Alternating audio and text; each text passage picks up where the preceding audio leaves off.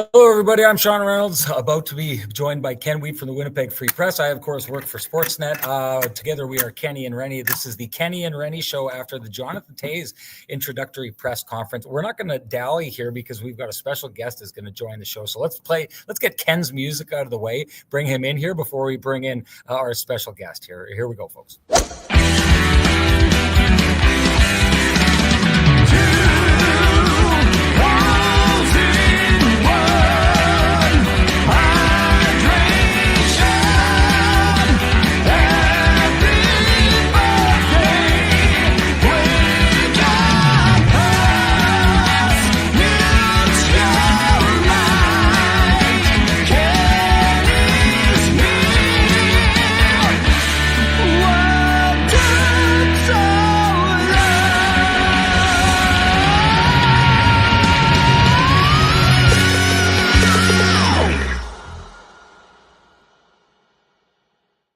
Ken, they say never let them see you sweat. I'm going to let people down in that today. I'm not built for this kind of heat.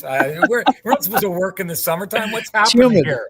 I'll tell you who's not sweating right now is Kevin Chevoff, the general manager of the Winnipeg Jets, because he has got his man, and not just the man that he was looking for. We started hearing rumblings around the trade deadline of Jonathan Toews coming back. I remember I thought it was very interesting. Kevin commented on it. I thought there was a little bit of a hint there that there was maybe kind of something coming together. But this is something that Kevin Chevoff, who knew Jonathan Toews very well from Kevin's time with the Chicago Blackhawks before he became the general manager of the Winnipeg Jets.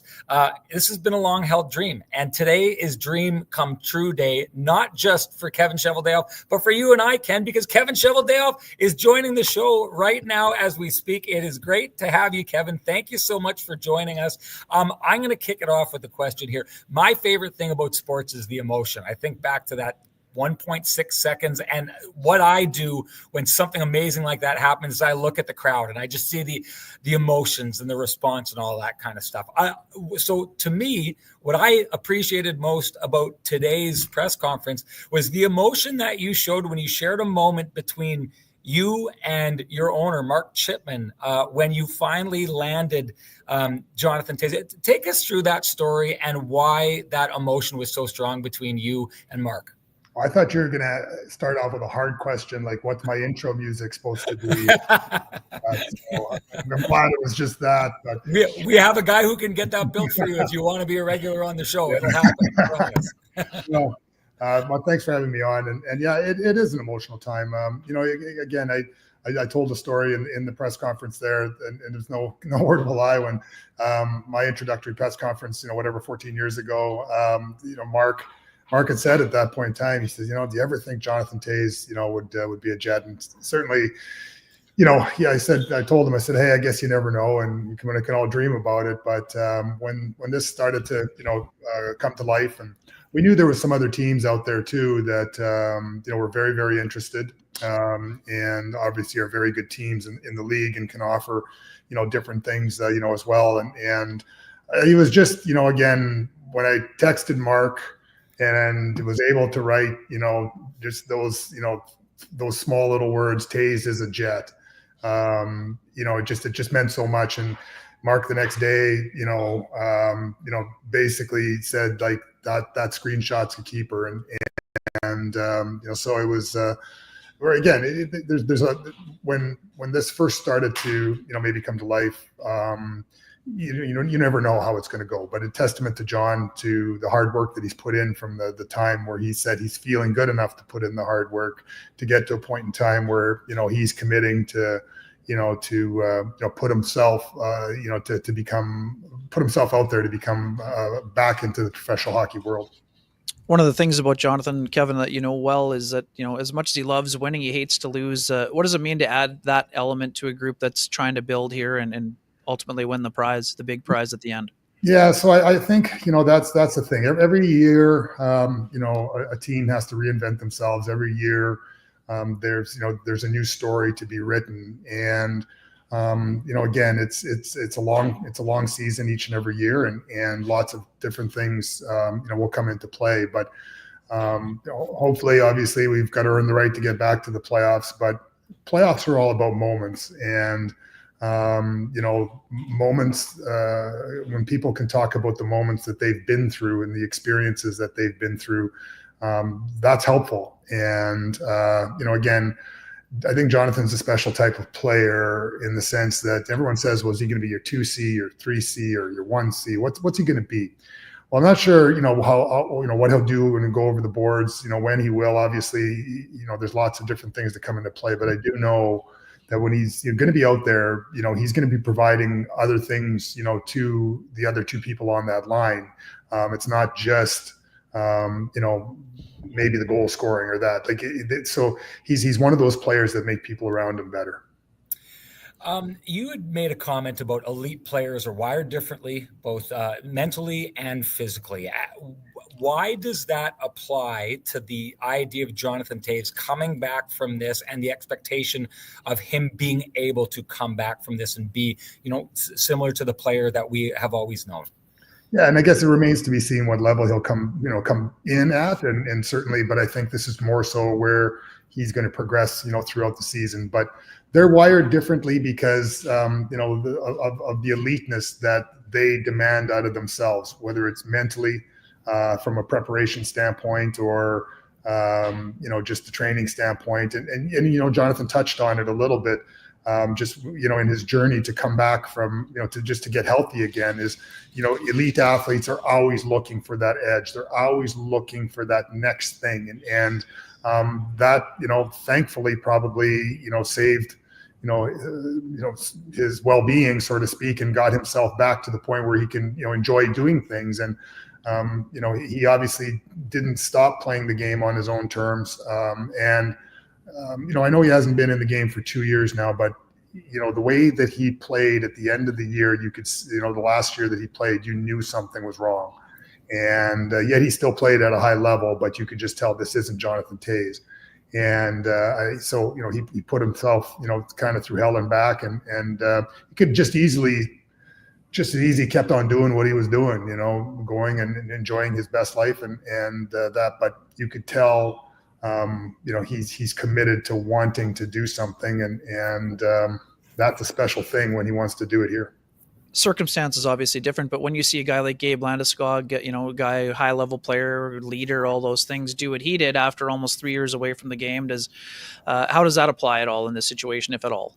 Yeah, so in some ways, maybe it's a little bit similar in the sense that obviously they knew what the issue was with Landeskog, and maybe it didn't get didn't heal the proper way or treated, or something didn't go right, but at least they knew with JT. I think the hardest part for him was knowing what's going on with me here and why. And so getting to that, I'm sure gave him a new lease on life. But I know he's been away from the game for 2 years, but his body's been away from the game for 2 years as well. And one of the things that's, when you talk about players is the mileage and the wear and tear that does go into it. So for 2 years, hopefully his body is, healed, to the point where, again,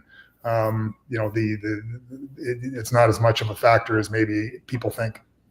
So we can all agree that there's a little bit of a question mark on what the player is going to look like. But from your perspective and the things that you look for in hockey players, Kevin, what do you know that you are getting out of Jonathan Toews by bringing him into the dressing room and into this organization? Well, you're going to get a competitor. Again, whatever role he's asked to play, he said he wants to earn it. This isn't something that was right from the very first kind of Zoom conversation that we had with him during this, courting period, I guess, where he was, where he talked about, that he was committed to coming back and playing. It was very, very clear.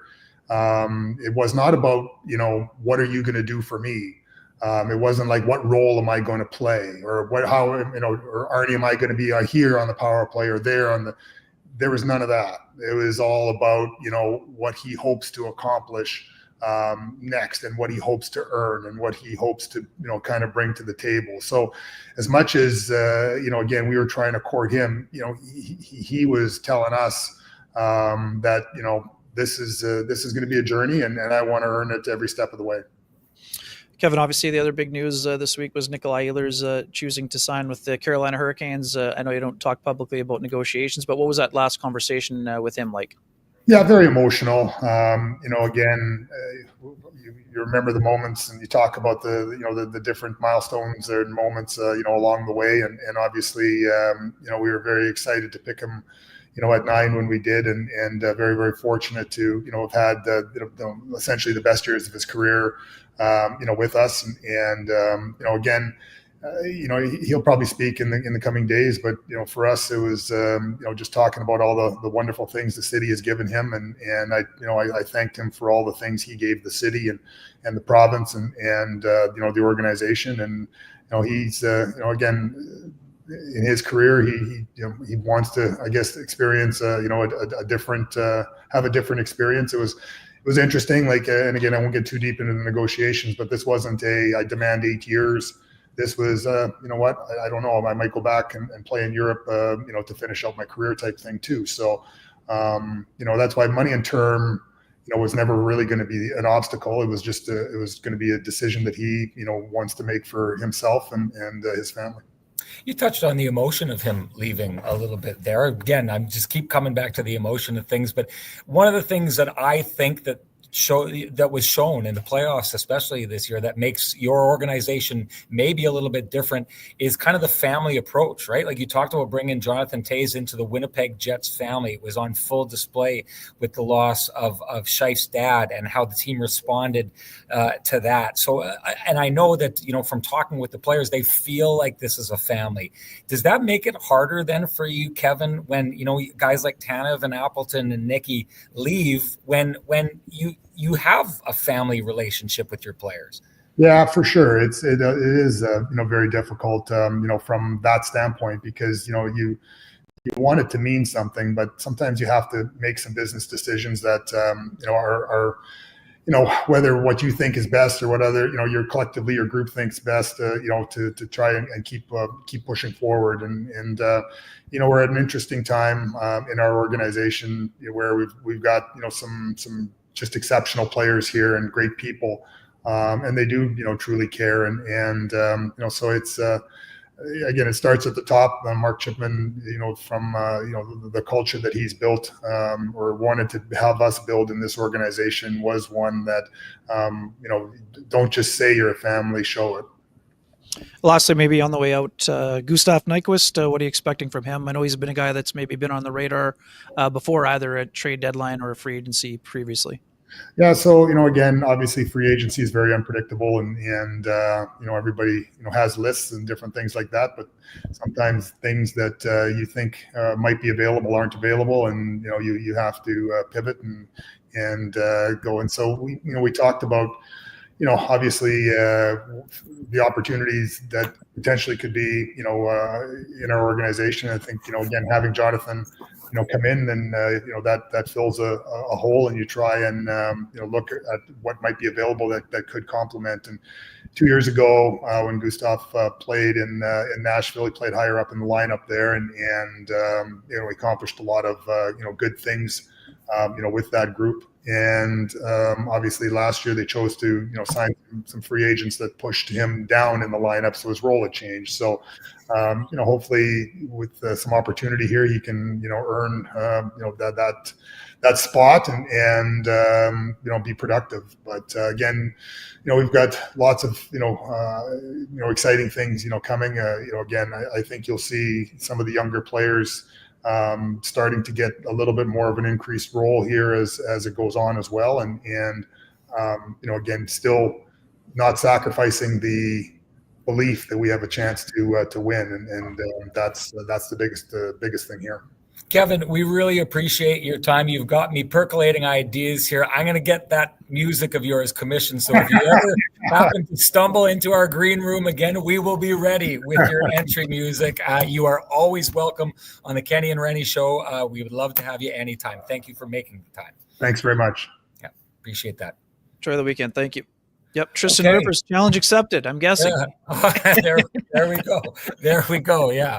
Our maestro's, I'm sure he would absolutely love that and come up with something that was perfectly apt. Okay. So Ken, I want you to just kind of give me your idea of what you saw here today.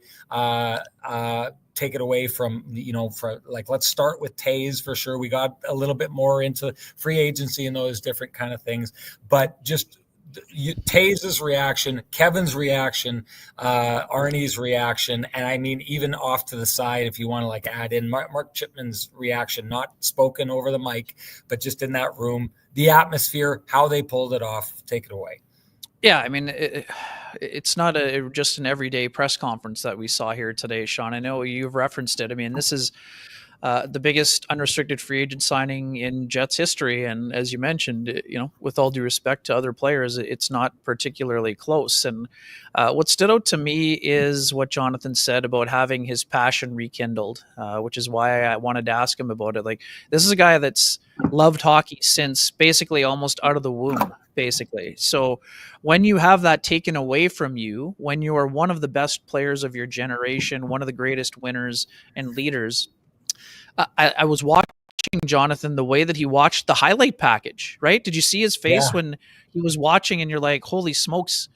There was a little bit of like, it was almost like it was an out of body experience for him. That's how I interpreted it from the second row. Like you're looking and like, you think he's going through the memory lane, the walk down memory lane. And you're like, oh, remember that big goal. Oh, remember that big goal. Oh, remember that big goal.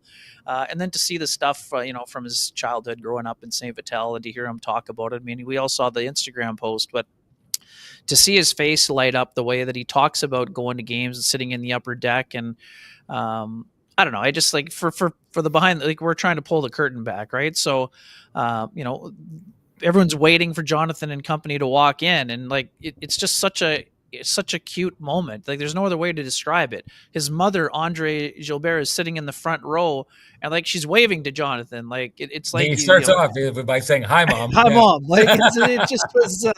It's a cool moment, and I had a chance to speak with Andre on the way in the building too. And again, I told the story before. Like the year that Jonathan got drafted in 2006, like the week before the draft, I'm sitting in the family home on the couch in St. Vital. His parents were always incredibly gracious and kind to me. You're trying to do a story and introduce Manitoba to this wonder kid who could be drafted first overall that year, and it just pretty impressive stuff to see. And you not lose track, but you don't see them as often over the years. And Jonathan's been in the league for as long as he has, but most of his games, twice a year he'd play in Winnipeg, and the odd time you might see them. But I just thought he handled himself incredibly well, Sean. And just to your point about the emotional element, again, I don't want to misinterpret this, but I see a person who has looked at his hockey mortality and has grown exponentially from it. Like his answer to your question, and I want you to go into it because I think you have an even better read on it than I do, but his question about what he expects of himself was not what I expected at all. No. For the last 2 weeks, we've been talking about, Jonathan's not coming back unless he's like a, whatever percentage of himself and what he was. Yet he has this grasp on the situation where he's not 100% sure what he's going to be, but he knows he's going to give himself the best chance to be the best version of himself that he can be at 37. And to Kevin Cheveldayoff's point, for the folks saying it's 2 years away and, curtains for you, it's also 2 years where his body had a chance to rejuvenate and recover. And to me, that's reminiscent of when Crosby missed all that time. I think Jonathan will come back strong, but I'm curious for your interpretation because I saw a guy who has incredible perspective at his age. He's always been a mature guy, Sean, dating back to when he was 17 years old. But I saw a level of maturity that I'm not even sure that I saw during his NHL career. And again, he was mature. Don't misinterpret this, folks. He was mature the entire ride that he's been in the show. Yeah. But I just saw a level, someone who is at peace with himself, but also knows that he has more to give. That's my personal interpretation. Ken, it was like, did you watch Kill Bill? And what's her name? Beatrix, the main character in that. She goes to this wise old Asian guy who's supposed to be thousands of years old to learn how to fight. And it's that almost like, that character in movies of the young grasshopper, the master, the students become the master, all that kind of stuff.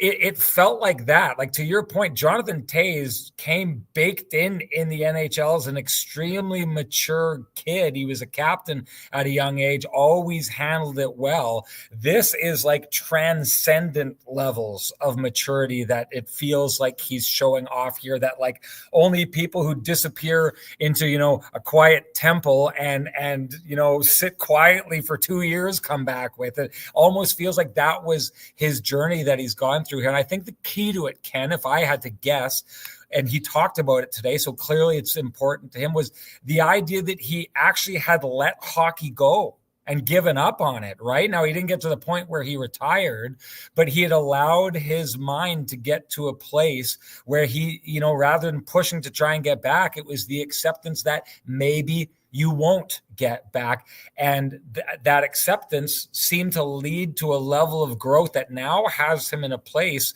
where it's just all about the journey for him. Like, he's not coming in and, he'd said that right off the bat. I'm not going to talk goals. I'm not going to talk assists. And to your point, he was like, I kind of don't know, like once you get into that 15, 16, you get rolling into the grind of the NHL where it just keeps coming and did so. Like, you could see from his perspective, he's all already looking forward to the idea that, yeah, my body's good now, but I know what the NHL grind looks like, and who's to know what it's going to look like when I get into that and how my body's going to respond. So to your point, I think what it is what I glean from that answer is he's not saying, I'm going to be a 60-point guy this year. I plan on getting 15 goals, blah, blah, all that kind of stuff, which I'm sure people would love to hear. And as a sports quote goes, it would be great to hear. Jonathan Toews points to the fence and says he's getting 30 goals this year. But to your point, I think what we absolutely know out of Jonathan Toews is through the introspection and the way that he's looking at this, he's going to give himself the best possible chance to be the best possible version of Jonathan Toews that he can be. I think if you're, even Kevin, when he was just on, is kind of having that conversation. And I love that Kevin is on here and kind of admitting we don't know what it's going to look like. We have an idea. And I think if you, talk to him behind the scenes, he'd think it's a pretty good bet, right? I think that they'd go forward and say that. Yeah. But beyond that, you like, if I'm listening to, it's just like when you've got a kid coming up in the draft and you listen to the kid, and you learn so much in those player meetings, because yes, I've seen you play on the ice, but now that I know your mind, I know what you are going to do with this shiny toy that you have, which is your skill, and see how much you can build on it. So the conversations that they've had with Jonathan Toews are ones where I think the Jets walk away from and say, look, this guy is going to give himself the best possible opportunity, and we think we like what we're going to see based on what we've seen him being capable of in the past. Yeah, and this wasn't the classic case of, under promise and over deliver. I just think that there's always been that expectation that he was going to be as good as he can be. And the thing about Jonathan throughout his entire career, Sean, and we know this, he often sacrificed offense for, providing a Selke level of play as it is, right? I mean, it's like we always talked about, Ichiro could have been a 30 homer guy, but it would have been at the expense of 20 points of batting average. So again, I expect he's going to produce more than most people do. But I loved again, he's always been a guy that's shown incredible humility. So that's not surprising, but that genuine enthusiasm. And I love the fact that he admitted that, you kind of got to be Groundhog Day for a while. And especially, this is the other part that I've talked about so much, that he hates losing as much as he enjoys winning. Those years at the end in Chicago where they were not a good hockey team, that was ripping at his very soul, right? So hockey wasn't fun suddenly, or as much fun as it used to be when you're winning 3 cups in 5 years. Well, we get it, but going through that kind of adversity has sort of propelled this, enthusiasm and energy that I think is going to just kind of permeate within the Jets dressing room. And, he talked openly about the conversation he had with Adam Lowry. And, you love what you heard from Scott Arniel saying that, Jonathan said to him in one of the first conversations, make me earn it. Like this is the guy that he doesn't want to be handed we've been talking, everyone's debating about the 2C job and everything else. He doesn't want to be handed the job, but that doesn't mean he doesn't expect to win it at some point. Like, that's the beauty of the conversation. He expects himself to push to be in that role, but he doesn't expect to be handed that role. And that's also why it's going to work in this situation. If you don't have a strong leadership group, and this leadership group has gotten stronger and stronger over the last few years, it's tough to integrate sometimes someone who's been a captain. Sean, we've seen it. We saw it, when Callahan went to Tampa after he left the Rangers, and Marty St. Louis going to the Rangers. Sometimes when you have a big personality, it can be tough to integrate, but I don't see that being a problem at all. I think that he's going to bring so much in terms of leadership to a group of leaders that are really good at leading, but that are only going to get better as leaders by having Jonathan Toews surrounding them in that room. I know that he didn't really want to talk about that. I know that Kevin Chevoff didn't want to talk about that, his line about, he's going over the boards and he's going to earn whatever he gets. But it's our job to have these conversations. I know our audience wants to have this conversation. Where do you see Jonathan Toews ending up? What is the role you see him playing for the Winnipeg Jets this year? Yeah, again, and the number portion doesn't really matter to me either. Like once Adam Lowry is healthy, I've said this from the very beginning on every medium, Jonathan Toews and Adam Lowry can handle the second and third line responsibilities. I don't know exactly how they get carved out in terms of actual minutes, but I think that Jonathan Toews is going to be a great line mate for Cole Perfetti. So if you want to say that means he's on the second line, go ahead. I think that's fine. It's fine to expect that could be a combination platter that works. Whether the Jets are looking at a scenario where, you're going more in pairs instead of lines, I don't think we're going to see that, but I think there's going to be a process. And especially I think that Scott Arniel hinted at it with Lowry out at the beginning, that 2-3C role is going to be split between either Nemesnikov or Barron and Jonathan Toews in terms of the minute distribution. I don't know if it's 14 minutes right away or if it's 17. It depends on how his body is feeling.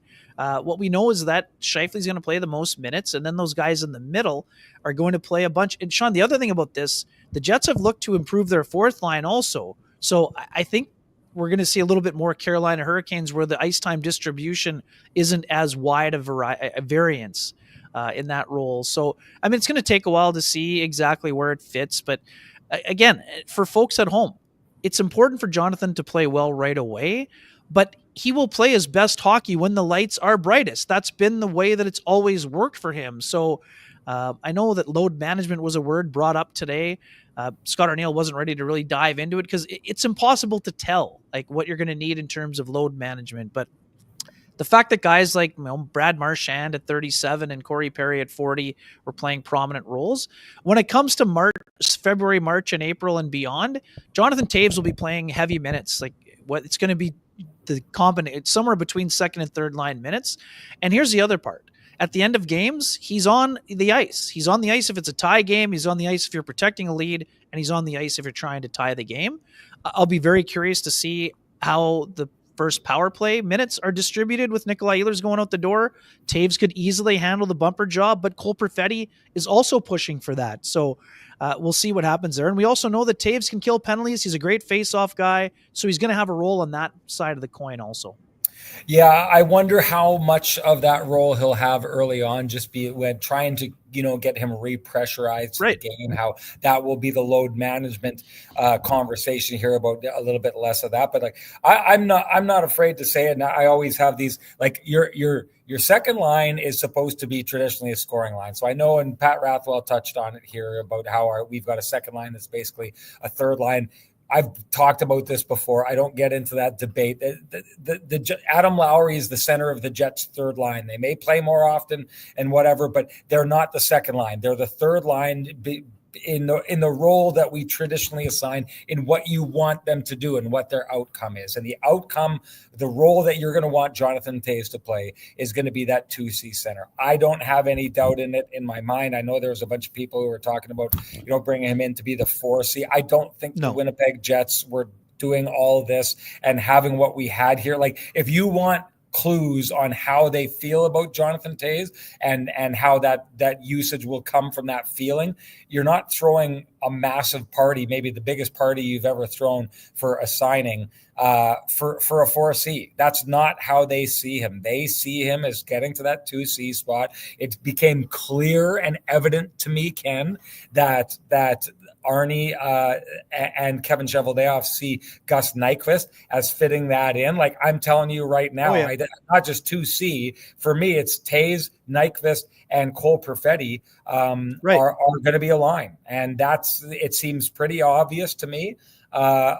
I've been on the record before saying I think that this works. I think Jonathan Toews, everything that we've seen, the introspection, all those different kind of things, he's not going on the board saying I'm going to do this. But I think for the most part that barring his body breaking down and unforeseen things happening injury-wise, that he's going to come back and he's going to be a very, very, very good version of Jonathan Toews. I'm fascinated. I kind of like to switch the conversation to Gus Nyquist. I know that we talked Gus Nyquist yesterday, but Kevin Chevoff all but confirmed everything that we were saying about him on this show yesterday. So I had a conversation with sources in Nashville that tell me that Gus Nyquist was one of their best, if not their best player 2 years ago. And then they bring in all these other guys. The role kind of slightly changes, or in the mindset of the player, his role changes, and that affects him and he tails off.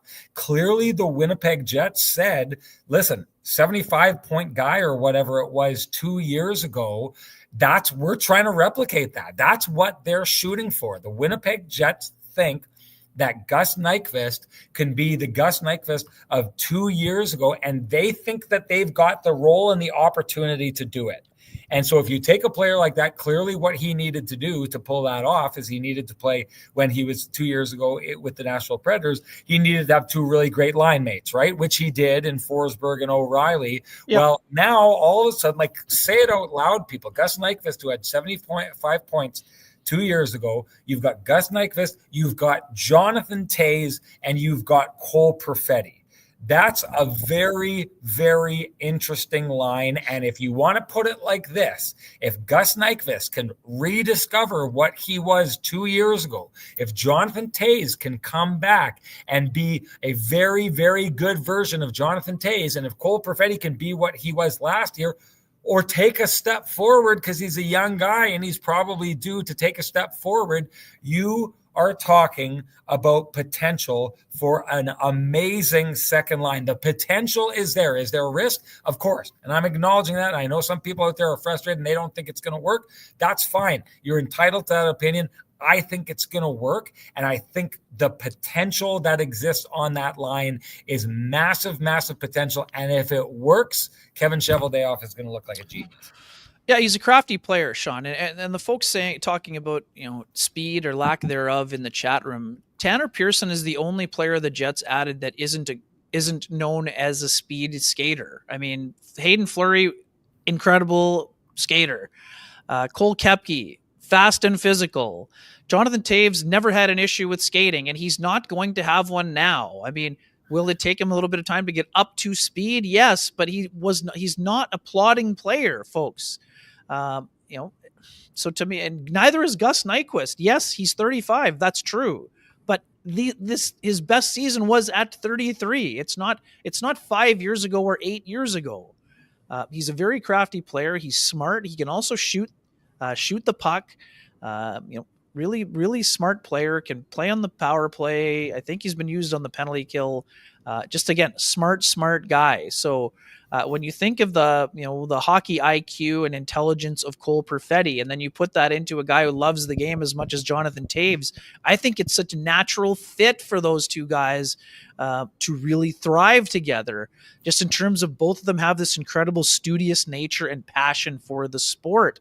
And again, I don't know a lot about Gus Nyquist, but I've spoken to people who have covered him closely and for multiple seasons, and they say he's a very thoughtful person. So again, I think that he will fit well on that line. He's a versatile guy, can play up and down the lineup. Yeah, I get it. It didn't go well for him in Minnesota after he went there. I think he had 2 goals, and I think maybe one of them was an empty netter. So I get it. It didn't go perfect for him. Sometimes you have a bad year, and then the next year you get back and feel better about where things are at and see where it goes. And in terms of Cole Perfetti, he added whatever it is, you want to call it a quarter step or a half step last year. I think with another great summer of training, I think Cole Perfetti is going to continue to work in his pace. Is he going to be a burner like Nikolai Eers ever? Probably not. But another thing Kevin Chevoff mentioned during his secondary... Hold on. I know where you're going with this. Let's save that. I wanted to roll into that conversation. Okay. I did want to go and talk about just get a couple things in here. Someone was talking about me finally dressing up. Yes, I finally. If you saw the way that not just you. If you saw the way that I was sweating earlier on, you'll understand why I haven't been wearing a suit lately. I said it off the top of the show. I'm not built for this kind of thing. But in the meantime, the folks at Vittorio Rossi, even if I'm sweating like crazy, I still look like $1 million. So you know what to do. If you need to handle the heat, Frankie and the boys down at Vittorio Rossi can help you do that. Head on down to Corden Avenue. Walk in, loudly proclaim Kenny and Renny sent you. Ask for Frankie and the boys, and they will do you up right. Great job by them. Cambrian Credit Union, wanted to give a shout out to them again. Love it when you folks get a hold of us when you're looking for banking or any mortgages or anything like that. Please feel free to do so, because Kenny and I, we're both clients and absolutely love our experience. We think you will too. Shout out for Pristine Roofing. The wake-up call was you telling me to get onto the show as quick as I possibly could, because we had Kevin Chevoff at a specific time, and we just got it in under the wire. So Ken gave me the Pristine Roofing wake-up call, which means, well, maybe I should be the guy giving North End Rick a phone call. You should be too. If you have any roofing, siding, and exterior needs, give them a call at 204-981-6289. You can also call Pristine Roofing directly at 204-237-7663. A reminder about their Pay It Forward program, folks. A Kenny and Renny viewer/listener was the winner of that program that they had last year. We'd love it if that happened again. All you got to do is, if you know someone in your life that needs a new roof and may not be able to afford it, just get a hold of North End Rick, get a hold of Pristine Roofing, and get your candidate into them. You want to give Sweet Lou a shout out? You bet. For folks who have realty needs you'd like to have met, contact Lou Ferlin at Real LePage Dynamic Realty, 204-791-9971, or at the office, 204-989-5000. His email is lou@louferlin.ca. That's LOU@LOUFURLAN.ca. Lou Ferlin, excellent realtor, excellent human being, and excellent supporter of the community, including this podcast. And I'm going to give our main man, T. Will, the hot take of the entire thing. When he writes with Kevin Chevoff here that he wants Kevin to take a couple weeks off so he can move in and make some trades. The audacity of some people, the emboldened nature of T. Will, that emboldened nature has, of course, given him the KNR hot take, brought to you by Flame and Comfort, Manitoba's premier supplier of fireplaces, wood stoves, inserts, and everything hearth related. After 50 years heating up your world, Flame and Comfort has moved. You will find that their new showroom is one of the most impressive in Western Canada. You don't need your hot takes to keep that warm feeling inside, folks. Visit Flame and Comfort, and you can do it down there at 1465 St. James Street. T. Will, my goodness, you can't take people anywhere these days. I don't know what's going on here. I think, was I right where you were going? Because what we should be talking about, trying to, take care, fill the void that has been left behind with the loss of Nick Eers. There's a little bit of a speed deficit that comes into it. Were you going to the comment that Kevin Chevoff made about Brad Lambert and maybe filling in that speed void? If I was right, take it away, Kevin. Well, first he was saying, guys that play fast was important too. That was, alluding to the smarts of Tanner Pearson and the, fast and physical nature of Cole Koepke. But yes, I mean, for everyone saying there's this massive impediment and roadblock, put up by these 3 signings, Kevin, again, it's up to Brad Lambert to come to camp and blow the doors off. I mean, if you want a job on this, whether it's just say middle 6 for right now, have a great summer. Kevin Cheveldayoff would not be doing his job properly if he just said to Brad Lambert, I know you had a tough year with the Moose and I know you got hurt at the end, but here's the second line right winger job for you, and it's going to be on a silver platter. But like what Jonathan Toews said he would do with Scott Arniel, you want to earn the job, go out and take it. So it's there. And again, for the folks saying, I don't want to talk about this again. We talked about it yesterday. Chibrikov, if he comes back and has shown no signs of injury, then he'll be in the mix for a job too. But when you miss the equivalent of almost half a season at that stage of your development, you probably are going to need some more time to get back up to speed before you're ready to be an impact player. Can he compete for a position on the 4th line? Potentially, but we'll see what happens. Again, the Jets are still high on both of these players, Lambert and Chibrikov especially. Braden Yager just had a great week at development camp. Kevin Cheveldayoff went out of his way to talk about Colby Barlow and the work that he did off the ice, Sean. We know he had a tough start to the year. He had an excellent second half and an awesome playoff with the Oshawa Generals, and he played with Bennett Seneke quite a bit this year. They played on a line often down the stretch. So a couple of snipers who, certainly Colby said to me, the power play was a lot of fun in Oshawa. It wasn't a lot of fun for the opponent, but a lot of these guys are going to need time in the American League, and that's good. Don't be in a rush, people. I get it. You want the top prospect to be in the lineup yesterday. As someone who covered, this is my normal PSA announcement for this time of year. As someone who covered the American League for 10 years, it's an important and crucial and integral part of the development path. Those players will be given ample opportunity. They will be insulated well. They've signed a bunch of very good guys that are depth pieces or 4A players, whatever you want to call them, guys that can step into the NHL lineup when necessary, but will be very good American Hockey League players. And again, if Brad Lambert has a great camp, he could force himself into the mix in terms of making the roster. I mean, that's still a reality because the Jets know that the speed component and element is something that he can provide. But to expect Brad Lambert to go from 7 American Hockey League goals, and I'm not knocking Lambert because the offense around him wasn't there. I get it. Brad is a very creative player. Sean, he had a great scoring chance in that game in Chicago that I was at that he rifled wide. Probably something that bothered him for a while, but he's going to be ready this year. He's going to be exuding confidence, and we'll see if he's ready to make the team out of camp, if he's ready to be the first call-up, whatever that is. But he's a guy that's still very much in consideration for a job, whether it's at the beginning or during the year. We'll see what happens. That's up to Brad. But yeah, I mean, he's definitely he's the best chance to add that speed element in a scoring role if he shows that he's ready to take on that role. I just wanted to point this out as people were reporting out before. The official Winnipeg Jets account is in here. Says, Kenny, please remember to turn the lights off on the set for us. Thank you for the borrowing. Who's behind this account? I'm starting the rumor right now. I can see David Thompson and Mark Chippen fighting over the keyboard back and forth to comment on the Kenny and Renny Show. Prove me wrong, folks. Prove me wrong. And they would have an investment in Ken turning off the lights because they got to pay the bill when Ken forgets to turn off the lights. Well, remember. And you're in the room beside me. So if I don't remember, then you better. This is already shared blame, buddy. Sorry. That's why it says Kenny and Renny, not just one person on the marquee. Listen, I'll tell you this. You were having a little conversation with Mark Chippen, and one of the people in the organization said, what's your guy doing talking to him over there? This better not end up on the Kenny and Renny Show. And I said, I wash my hands of it, okay? Whatever he's doing over there, however he's harassing the big guy over there, right, that's his own business. To the youth angle, I will say this, and people have talked about this in the chat room. I do think it's going to be hard for some of the young guys to come in. Like, I was actually a little bit surprised that they talked about the idea of Lambert coming in and maybe taking a spot. I mean, I think it becomes difficult for him to find a spot in the top six with a guy like Gus Nyquist coming in. Like, you can see, in my mind anyways, I can see they've basically gone and tried to plug the holes that were left behind with the loss of Tanev, with the loss of Appleton, and the loss of Nikolai Eers. So they're trying to, spell that off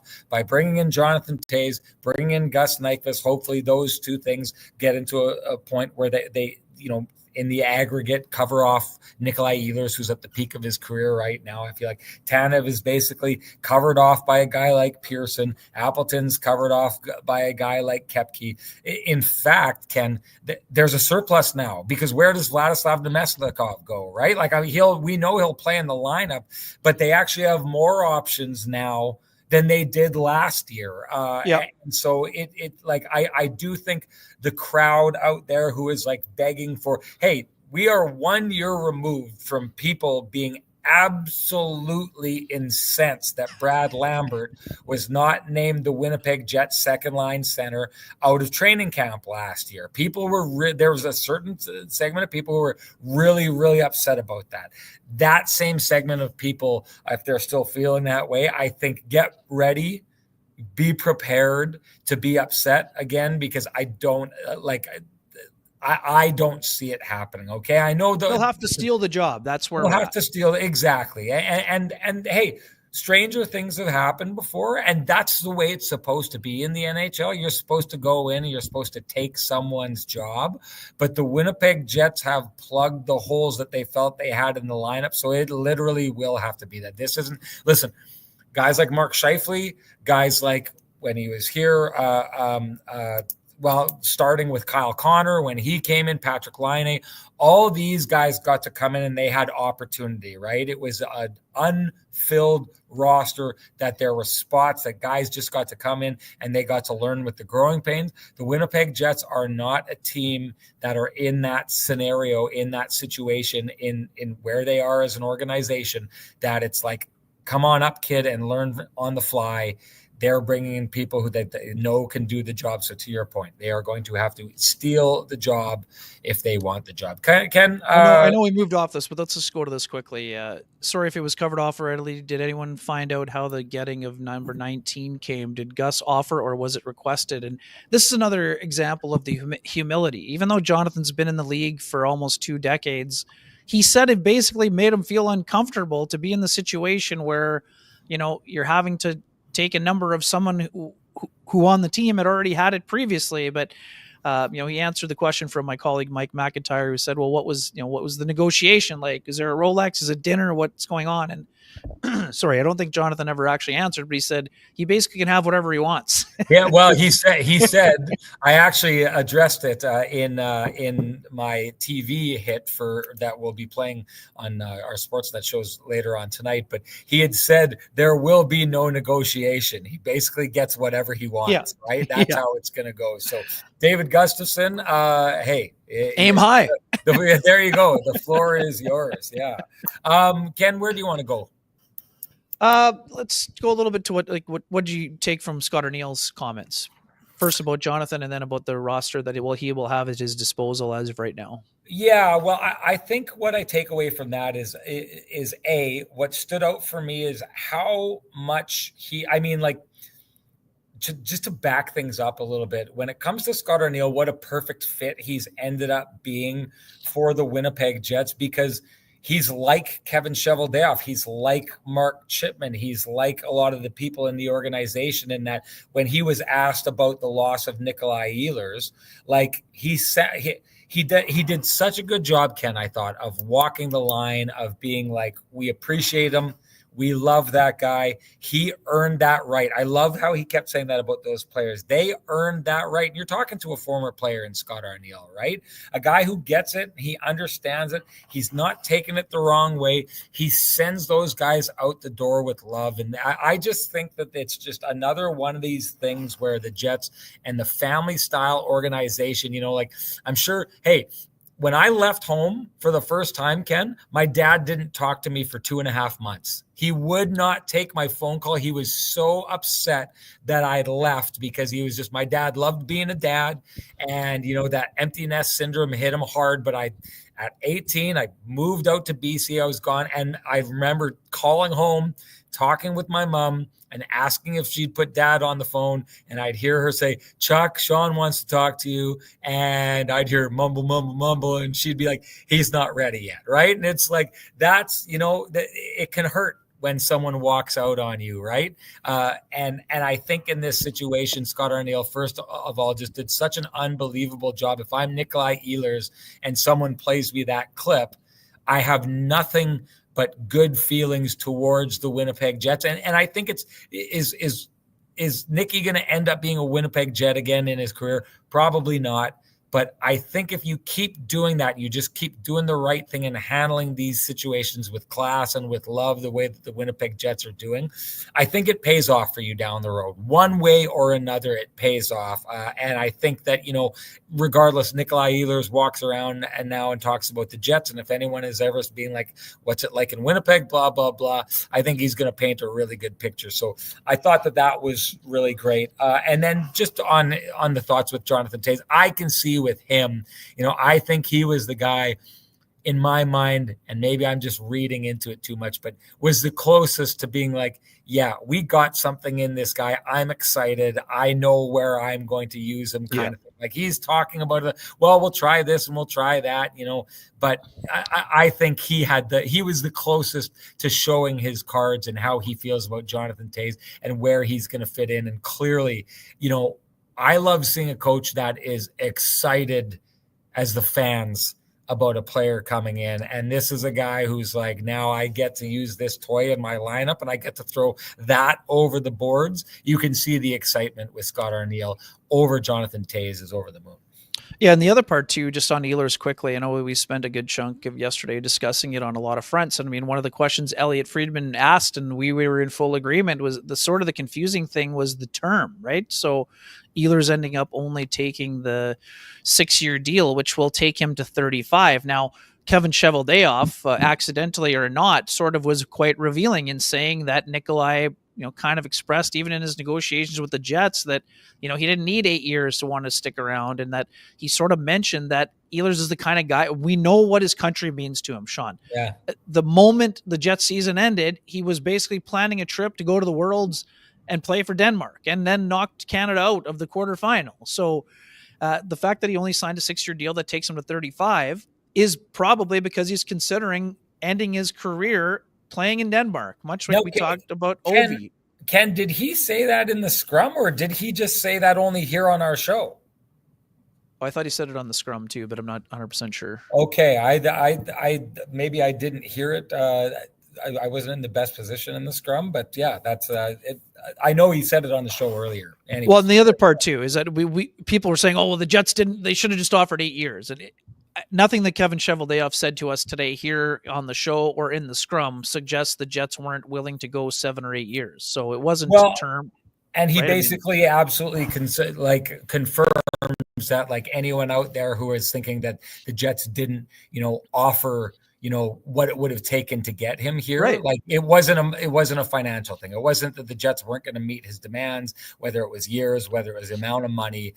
The offer was made. Nikolai Ehlers, to Scott Arniel's point, it's his right. He's earned that right. Chose to go in a different direction and just wanted something different is how it was basically, kind of explained. Take it away a little bit with Scott Arniel and the conversation. Sorry, with Kevin Chevoff and the conversation that he had with Nick Ehlers. Right, and he said that Nikolai Ehlers was almost in tears, and these aren't crocodile tears, folks. For the people feeling snubbed by Nikolai Ehlers, this isn't. I said this yesterday, and I'll say it again.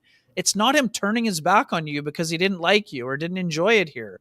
He just basically, and Scott Arniel came the closest to coming out and saying it. He just said it was time for a change. He's been one place for a decade and just felt it was time to try something else. And, he'll have to see if it works out or not. But this is a genuine emotional, decision for him.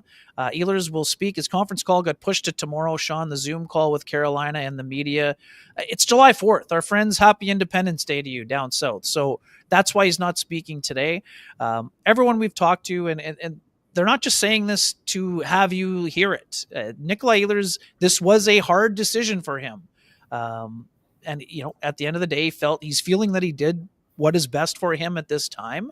And you commend him for that. And as Scott Arniel said, and you reiterated, he earned that right to do that. So, yes, he's joining a cup contender, but he's also leaving a contender that he invested 10 years of sweat equity into. So that was part of the decision. That's what was part of making it hard, right? Yeah. I mean, that's what made it a hard decision. And, Nick's a good person, and he loved this market. We know that. It wasn't just empty calorie statements being made. He really enjoyed it.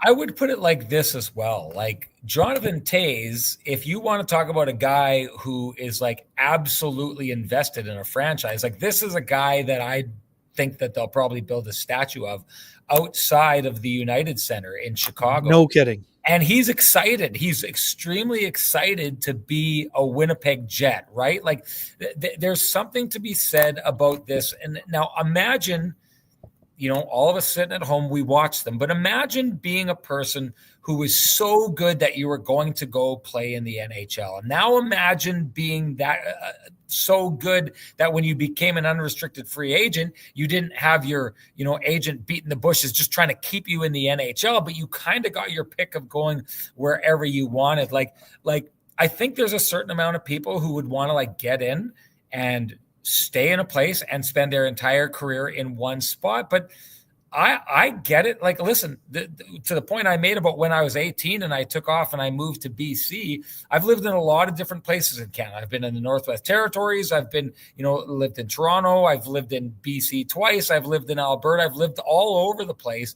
And that's not a fluke. Like I'm a person who's got a little bit of wanderlust, you know what I mean? And so I can imagine that in an NHL career, this is really neat. And by the time you're the age that Nikolai Ehlers is, I think some players just want to go out and they want to say, while I'm experiencing this, I kind of want to experience what else is out there. This has been great. I love it in Winnipeg. I love it to the degree that I'm going to tear up. And I'm going to be extremely emotional about leaving, but I don't think I think a lot of people are looking at this and saying, and I still do believe, Ken, that the seeds were planted for him to leave in his usage here. I know that Scott Arniel was asked about that and kind of, poured a little bit of water on that. But I do believe that over the years, Nikolai Ehlers, Elliot Friedman basically confirmed it yesterday, wanted to go try different things.